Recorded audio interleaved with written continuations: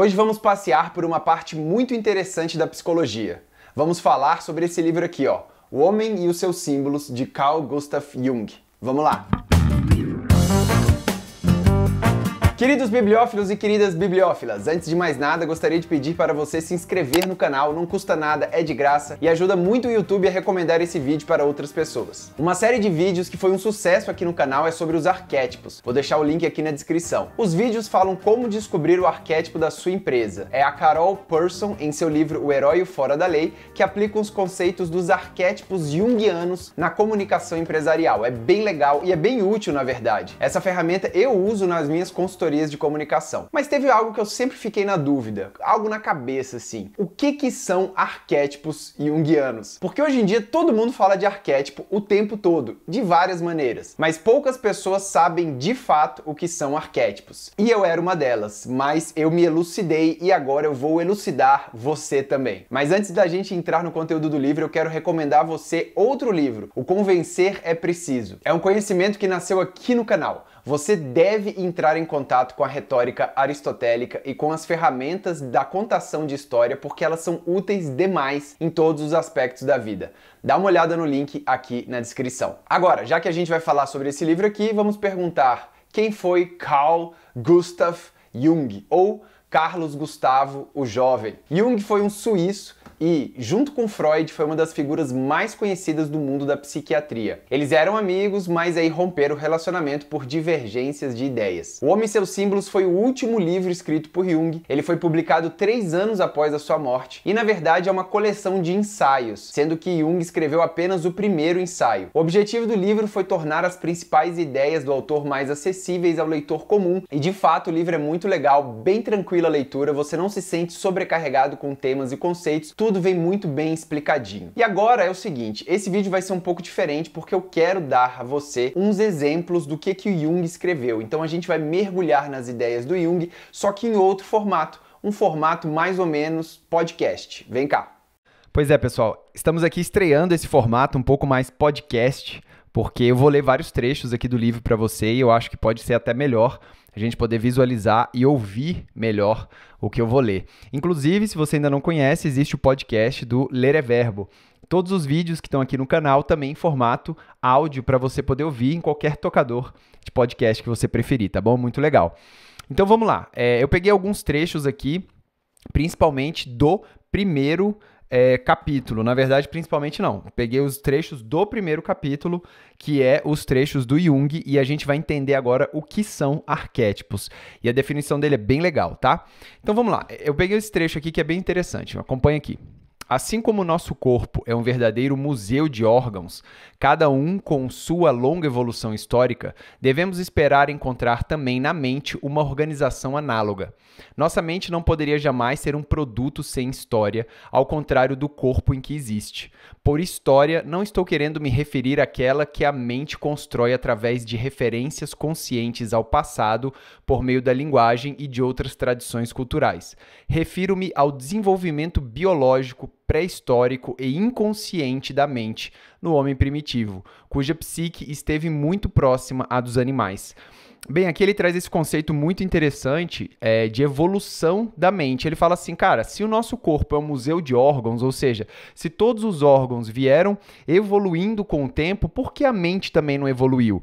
E o que ela traz nessa história de evolução são justamente essas imagens que a gente vai ver, e essas imagens são justamente os arquétipos, porque muito antes da gente ter a habilidade de se expressar por palavras, a gente se expressava por sentimentos, por gestos, por arquétipos, por essas energias que estão na nossa mente, né?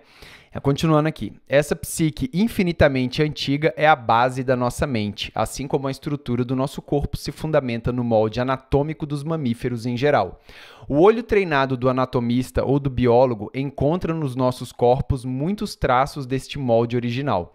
O pesquisador experiente da mente humana também pode verificar as analogias existentes entre as imagens oníricas do homem moderno e as expressões da mente primitiva, as suas imagens coletivas e os seus motivos mitológicos. Então aqui a gente chega justamente nesse ponto, imagens coletivas e motivos mitológicos, porque como todo ser humano evoluiu junto, evoluiu de uma mesma base genealógica, essas imagens são imagens coletivas, tá? Aí você deve estar se perguntando, todo mundo vê a mesma coisa, todo mundo imagina a mesma coisa? Não, aí é que tá. Um arquétipo um pouco mais complicado que isso, mas daqui a pouco a gente chega lá.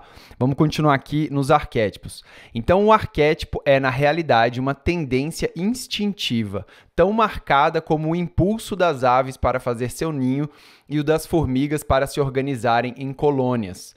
É preciso que eu esclareça aqui a relação entre instinto e arquétipo. Chamamos de instinto os impulsos fisiológicos percebidos pelos sentidos.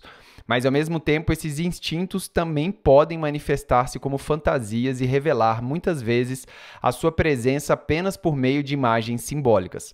São essas manifestações que chamo de arquétipo. A sua origem não é conhecida e ele se repete em qualquer época e em qualquer lugar do mundo. Então vamos devagar aqui, ó. O arquétipo é, na realidade, uma tendência instintiva, tão marcada como o impulso das aves de fazer o seu ninho e das formigas para se organizarem em colônias. Ou seja, é algo que está dentro da gente como se fosse um instinto. Mas aí ele vem com uma distinção entre instinto e arquétipo.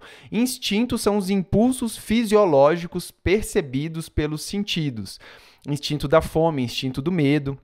Mas, ao mesmo tempo, esses instintos podem também manifestar-se como fantasias e revelar muitas vezes a sua presença apenas por meio de imagens simbólicas. Então, às vezes, os instintos, que é uma coisa que vem, que você sente, ele pode manifestar-se como fantasias ou como imagens simbólicas, e é muitas vezes as coisas que você sonha. Quando você tem um problema, geralmente você sonha com esse problema, é o seu subconsciente tentando resolver o problema para você. Só que ele não usa palavras, ele usa justamente essas imagens simbólicas.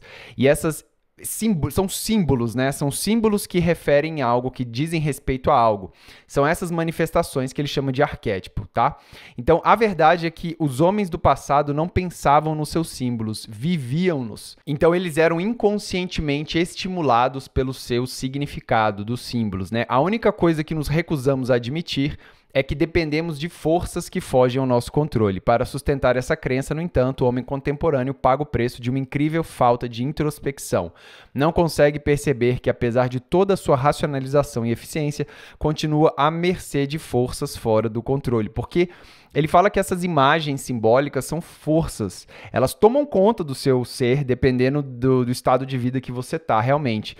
Às vezes você tá fora da caixinha, digamos assim, você tá com muita raiva, isso foi um instinto que tomou conta de você, e muitas vezes esse instinto pode ser ou entendido ou revelado por uma imagem simbólica que faça muito sentido para você. E aí ele vem falando que a vida é uma batalha, sempre foi e sempre será, e se não fosse assim, ela chegaria ao fim. E a batalha em todos os sentidos da vida, inclusive dentro da sua mente.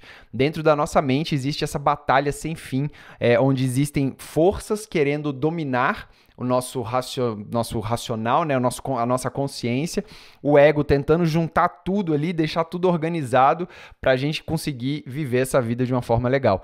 E a batalha em todos os aspectos da vida, né? O homem realmente necessita de ideias gerais e convicções que lhe deem um sentido à vida e lhe permitam encontrar seu próprio lugar no mundo. Pode suportar as mais incríveis provações se estiver convencido de que elas têm um sentido. Isso aqui, cara, meu Deus, isso é muito Viktor Frankl, que também é um psiquiatra dessa escola aqui, Jung, Franklin, Adler e Freud, foram esses quatro, o Franklin, que O Homem em Busca de Sentido, o livro dele, né, traz muito sobre a logoterapia, que é isso, que o homem realmente necessita de ideias gerais e convicções que lhe deem um sentido à vida, e esse sentido, como diz Jordan Peterson, tem que ser direcionado a algo, né, não pode ser muito geral, tem que ser algo que você encontre o seu próprio lugar no mundo, para você suportar as mais incríveis provações se estiver convencido de que elas têm um sentido. A origem dos mitos remonta ao primitivo contador de história, aos seus sonhos e às emoções que a sua imaginação provoca nos ouvintes. Isso aqui tocou fundo, porque é justamente para isso que eu estou querendo estudar esse tipo de psicologia, porque eu quero contar histórias e os mitos e a origem dos mitos remonta ao primitivo contador de histórias. As imagens que ele traz à mente, antes mesmo das palavras, é o que está na base do ser humano ali, né? Então tá, aí agora ele vai falar um pouco de sonho, depois a gente dá um apanhado de tudo. O sonho é a sua própria interpretação, ou seja, não tem como interpretar o sonho, porque o sonho que você sonha é a própria interpretação, é algo que ele está comunicando. E aqui ele vem num ponto muito interessante que eu perguntei lá no início.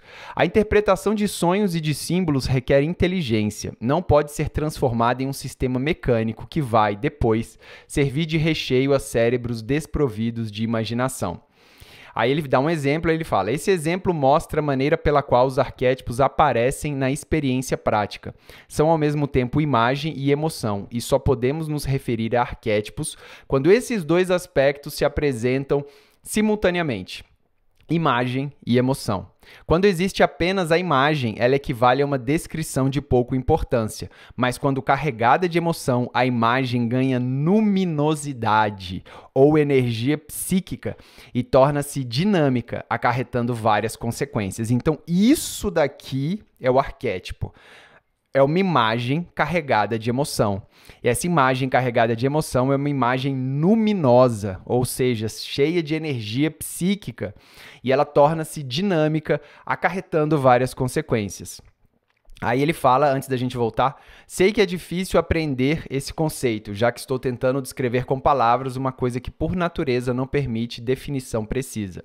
Mas como muitas pessoas pretendem tratar os arquétipos como se fossem parte de um sistema mecânico que se pode aprender de cor, é importante esclarecer que não são simples nomes ou conceitos filosóficos. São porções da própria vida, imagens integralmente ligadas ao indivíduo através de uma verdadeira ponte de emoções. Por isso é impossível dar a qualquer arquétipo uma interpretação arbitrária ou universal. Ele precisa ser explicado de acordo com as condições totais de vida daquele determinado indivíduo a quem o arquétipo se relaciona. Então, aqui que está o ponto. Os arquétipos dependem do indivíduo, porque eu posso, por exemplo, sonhar com um macaco vermelho. E aí eu tenho que perguntar, tá, mas para você, o que é o macaco? O que significa macaco? O que significa macaco para mim? E por que o vermelho? O que significa a cor vermelha para mim? Porque o vermelho para mim significa uma coisa e para você pode significar outra, assim como o macaco também significa alguma coisa para você pode não significar nada. Então, é importante a gente entender que depende do indivíduo aquilo. Só que existem estruturas de pensamento que são inerentes a todos os seres humanos, porque, por exemplo, nós passamos pela infância, passamos pela adolescência, passamos pela idade adulta. E essas fases, elas se assemelham na maioria dos seres humanos. Na infância, nós somos muito mais, o que ele chama de trickster. Nós somos muito mais brincalhões, palhaços. E aí a gente pode ter os arquétipos do trickster, que é justamente as pessoas que desafiam o rei, que fazem piada, que buscam soluções que sejam engraçadas, sejam divertidas, sejam brincalhonas. Por exemplo, a gente tem o Loki na história conceitual lá dos nórdicos, tem o Thor, tem o Loki. O Loki é esse cara trickster, é o cara que tenta enganar todo mundo, que acha que vai fazer as coisas e vai se safar. E ele está representando um arquétipo infantil. Quer dizer que todo mundo vai olhar e vai sentir, vai ver a história do Loki do mesmo jeito? Não. Aí é que está o ponto. Apesar de todo mundo ter passado pela infância, cada um passou pela infância do seu jeito. Mas, na maioria dos casos, nós podemos entender que o trickster vai se relacionar com essa questão da infância. E aí, o arquétipo é algo que evolui também. Então, se a gente começa como trickster, por exemplo, a gente vai evoluir para um outro arquétipo que ele chama de governador, que é o cara que já começa a dar conta do mundo e começar a colocar ordem nas paradas. Então, do trickster a gente vai para o governador, do governador a gente vai para o herói. Ou seja, o arquétipo é uma evolução porque o arquétipo humano vai evoluindo também. Então, qualquer coisa pode ser um arquétipo para a gente. Qualquer imagem que contenha sentimento vira esse arquétipo. É uma imagem luminosa, carregada de energia psíquica. Então, não adianta eu falar que isso daqui é um arquétipo para você. Às vezes, para mim, é. Mas, como disse, existem grandes estruturas, jornadas, grandes conceitos que todos os seres humanos experienciam. Então, água é algo que todo mundo experiencia, sol, terra, essas questões da infância. Então, se você pega os mitos antigos, tem mitos sobre trabalho, tem mitos sobre o cara que se ama demais, tem o cara que ama a mãe. Então, assim, são arquétipos, sim, mas eles vão ter luminosidade em todas as pessoas? Não. E aí o que a gente vê na internet é as pessoas colocando os arquétipos assim, existe o arquétipo do mago, você é o mago, é o arquétipo do herói, e não sei o que do herói, mas não sabe o que isso significa e não sabe se aquela emoção realmente carrega ou como até despertar aquela emoção, porque só a imagem do mago sem a emoção é o que ele diz. Quando existe apenas a imagem, ela equivale a uma descrição de pouca importância. Então, só a imagem pela imagem é de pouca importância, mas ela carregada de emoção ganha luminosidade. Então, se você quer trabalhar com arquétipos, você tem que pegar as imagens, sim, e carregá-las de emoção para que elas ganhem luminosidade e tornem-se dinâmica, aí sim acarretando várias consequências. Aqui nesse livro, como é um livro básico, né, que ele quis explicar essa teoria para várias pessoas, ele não fala quais são as consequências, ele não fala como carregar essa imagem de emoção, ele não fala dinâmica em que sentido, ele simplesmente fala isso. E aí os outros artigos aqui do livro, eles vão tentando abrir um pouco mais, mas você pensa assim, cara, beleza, esse cara, ele escreveu quantos livros? Cara, Jung escreveu, sério, assim, uns 40 livros. Depois você entra na Amazon e coloca assim, obras completas de Jung, custa R$2.000. É um negócio assim de centenas e milhares de páginas que esse cara escreveu muito. E assim, ele é muito legal. Ele escreve de um jeito muito bacana, eu acho que esse que é o grande sucesso dele. Ele consegue realmente explicar algo complexo de um jeito que vai fazendo sentido. Então, por exemplo, nesses trechos que eu peguei aqui, que tá na ordem lá do artigo dele, ele fala a evolução do corpo, a evolução da mente, e essa evolução carrega algumas imagens, e essas imagens podem ter energia psíquica, e aí, mas não é assim tão fácil, e bababá. Então, assim, ele vai explicando de um jeito muito legal, ele realmente é um acadêmico muito bom, porque é um cara que vai colocando seus conceitos e vai explicando de um jeito muito legal. Então, eu recomendo demais O Homem e Seus Símbolos. Se você gosta desse assunto, se você gosta de escrita, se você quer entender um pouco mais sobre o ser humano, se você quer se comunicar melhor, se você quer utilizar, de repente, arquétipos aí na sua comunicação, porque a gente pegou aquele outro livro, eu acho que nem está aqui, o outro livro da Carol Person, que eu uso nos meus atendimentos, que é sobre os arquétipos aplicados a empresas. E ela pega 12 arquétipos, né? Que são esses arquétipos mais gerais, assim, o cuidador, o amante, o herói, o fora da lei, o governador. Mas o que isso quer dizer, né? Ela não explica também, ela não chega por que ela chegou nesses 12 arquétipos. Aqui nesse livro, o próximo autor fala desses 4 arquétipos básicos, que é a evolução da vida, né? Do trickster, governador, herói, sábio, onde você vai evoluindo.